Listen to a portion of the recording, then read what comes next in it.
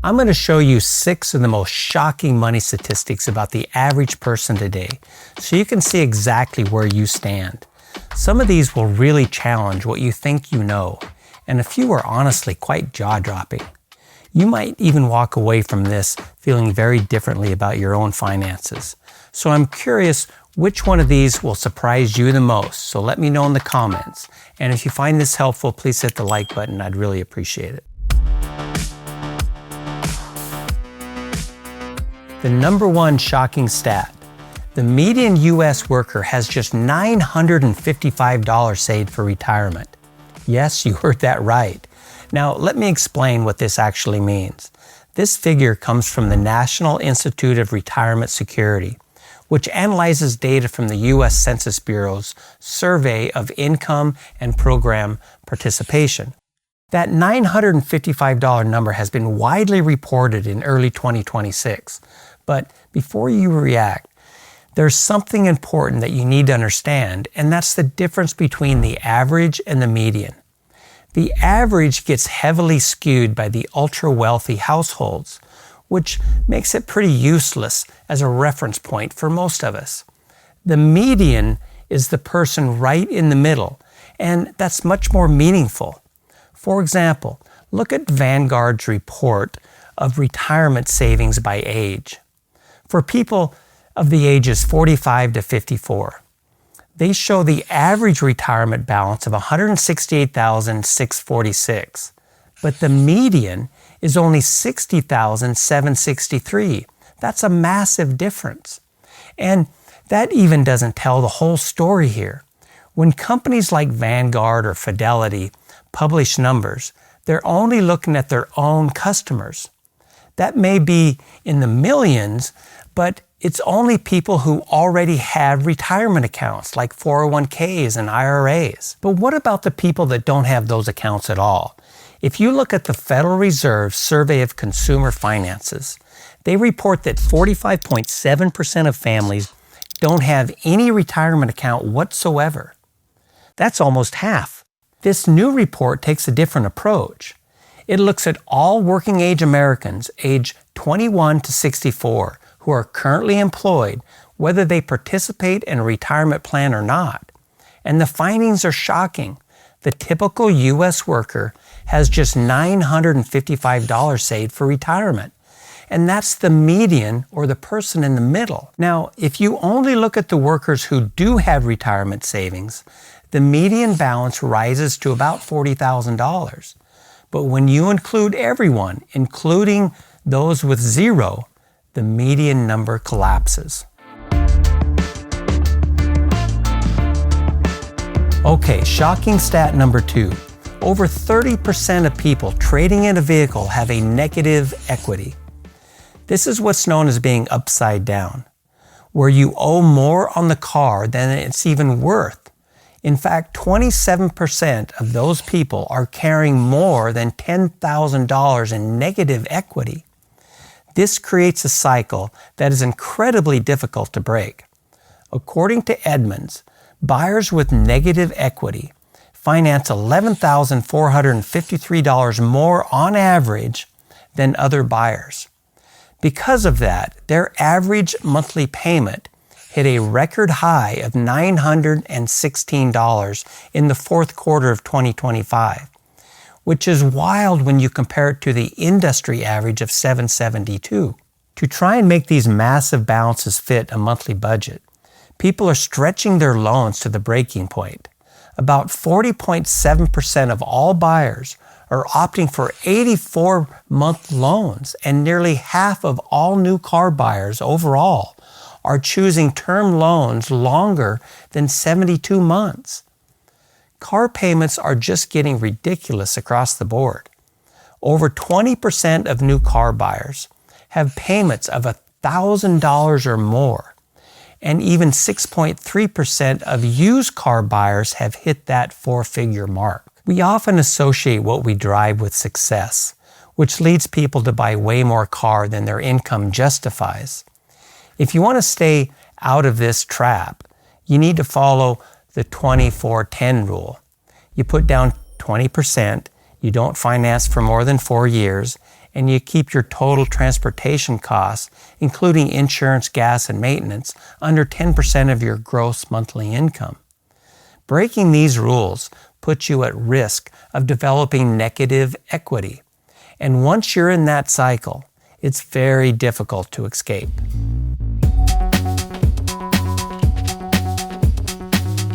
Shocking stat number 3. The average income in the United States. This is something the media often reports in a really misleading way by focusing on the household income. But the household income is confusing. It's not a good reference point. It includes the total income of everyone 15 and older in a house, and it mixes in things like investments, Social Security, and pensions, along with regular wages. To see how individuals are actually doing, you have to look at the Bureau of Labor Statistics data for full-time workers. Right now, there's approximately 121.5 million full-time wage and salary workers in the U.S. At the beginning of 2026, the BLS reported that the median annual salary for a full-time worker is $64,220. That is the true middle of the pack. If you're earning more than that, you're doing better than half of full-time workers in this country.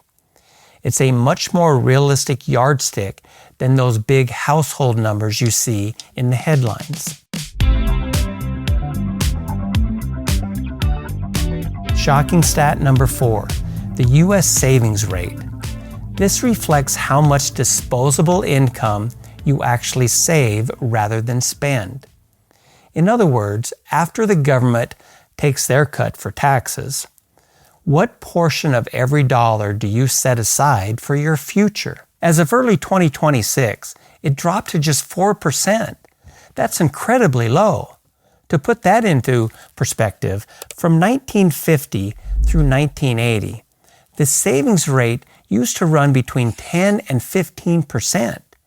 Even just before the pandemic, between 2015 and 2019, it hovered around 7.5%. You can see from the graph that there was a huge spike in 2020 when everything was shut down and people couldn't spend. But we've officially swung way too far the other way. A general recommendation for retirement is to save 15% of your income. But as a country, we aren't coming close to that at all. As a people often referred to by economists as the American consumer, we really don't measure up very well. The average savings rate across Europe is slightly above 15%. Sweden's is approximately 25%. South Korea is all the way up to 34%. Saving only 4 cents of every dollar you take home leaves almost no margin for error, and it's certainly not going to get the job done for retirement. Shocking stat number 5.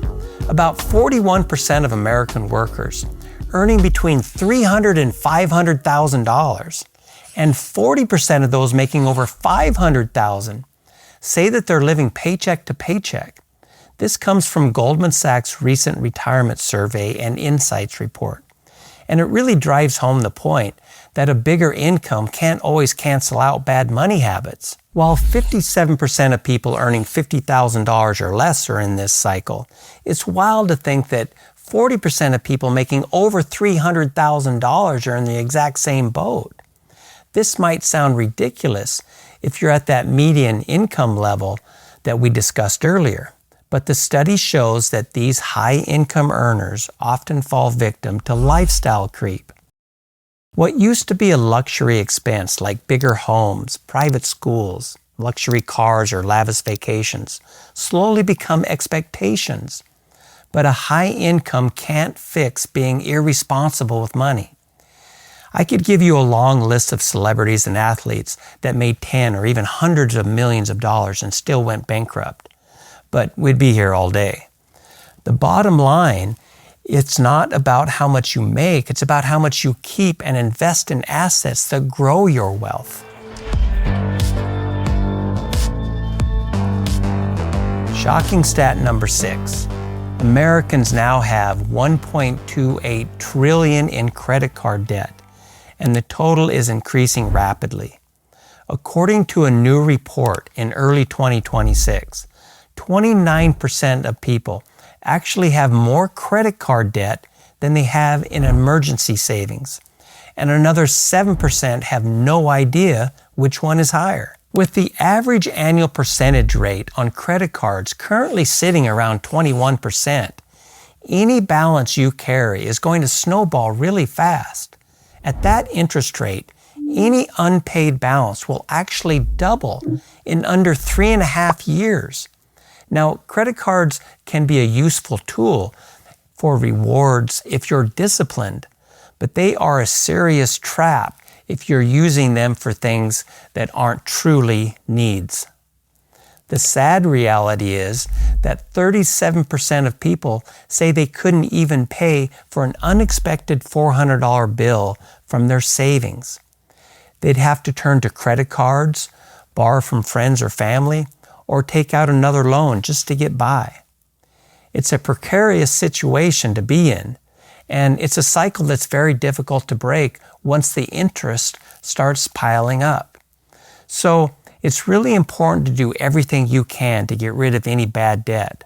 Unpaid credit card balances can truly destroy your financial future. Getting rid of credit card debt and building an emergency fund is such a huge stress reliever, and it's your first real step towards building a better financial future. Now, unfortunately, many of these situations arise because over 40% of U.S. adults can't pass a basic financial literacy test, and 1 out of 3 believe they'll never retire due to lack of savings and knowledge. The problem with that plan is that 58% of retirees had to leave work sooner than they expected, and most for reasons completely out of their control. In fact, 46% left work due to health reasons or family-related reasons, such as being a caregiver.